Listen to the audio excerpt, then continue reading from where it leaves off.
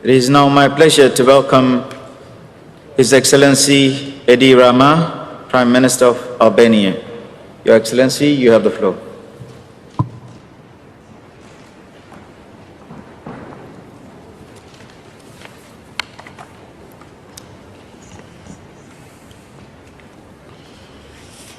I'm probably the tallest here, but from one of the smallest countries, Albania. My fellow citizens and I look up to your countries as models of good government.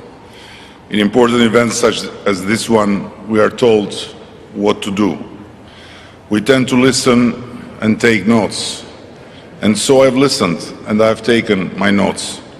But the question with which I came here has not been answered yet. Perhaps it has not occurred to anyone. So I thought I'd make it clear. How do the big polluters intend to help us? A non-polluter. Yes, a non-polluter. Our energy production is based on renewables, 100%. Zero fossil fuels. We do not just pledge to meet the common challenge of commitments made and targets set. We do it today, 2021. But we are not self-sufficient, so we have to import energy. And therefore, we import pollution. And our small country asks, how long do we have to continue to do the right thing just alone? How long do we have to pay the price? First, for the contribution to climate change of the big guys, then for their failure to remedy its consequences. We could have taken all the lucrative offers for coal thermal plants that we have received over the years.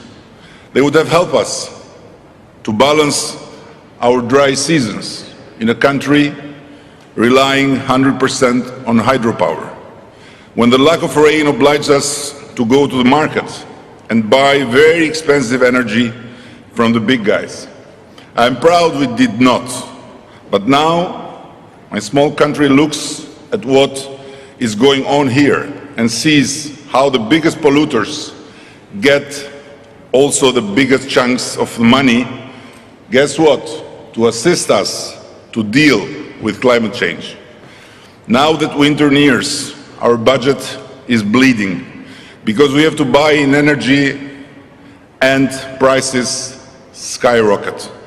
Moreover, because it has been so dry, our hydropower plants cannot meet our needs. And so we are caught between the Fjala of wishing to have rain for our electricity production and the Kryeministri of risking devastating floods that erode massive chunks of our small rural economy.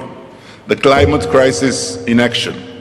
So my small country says to itself, you are 100% renewable, yes, but what's the answer for the families and the small businesses who cannot afford to pay even higher bills for their electricity consumption?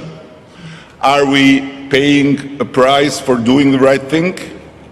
We cannot wait around to see if the markets move quickly in the right direction. I hope that here will be delivered on the promises of finance to support low and middle income countries, starting from the clean energy role models like Albania. This financing must not come in the form of loans that entrap our countries in cycles of debt, but through grants that empower us to invest. And I hope the support will not continue to mean endless studies and strategies which impact far less than it costs to pay people from rich countries to draft them. It is a noble stance to refuse any mixing with fossil fuel of our 100% renewable energy production. Some of the guys here may be able to afford it. For us, it is literally a daily struggle. The model is not affordable if it is not supported from richer and more powerful countries. I'm aware that the future of climate initiatives does not depend on how they affect Albania and others like Albania.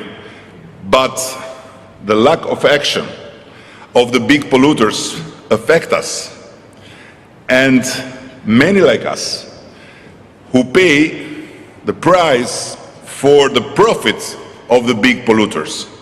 I started by saying that we look up to countries, big countries, as models of good government.